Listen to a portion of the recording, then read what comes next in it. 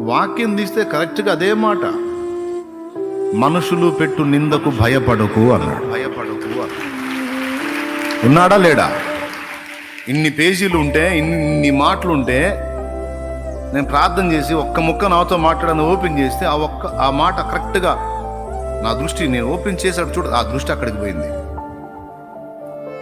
ఇంకంతే, మళ్ళీ మాట్లాడలేక నేను భయం వేసింది. ఆయన సన్నిధి నాతో ఉందని. మనుషులు పెట్టు నిందకు భయపడకు అన్నాడు.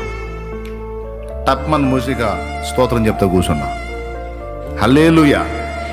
ఎందుకు? నేనున్నా, చూస్తున్నా. డోంట్ వరీ, చెయ్యని.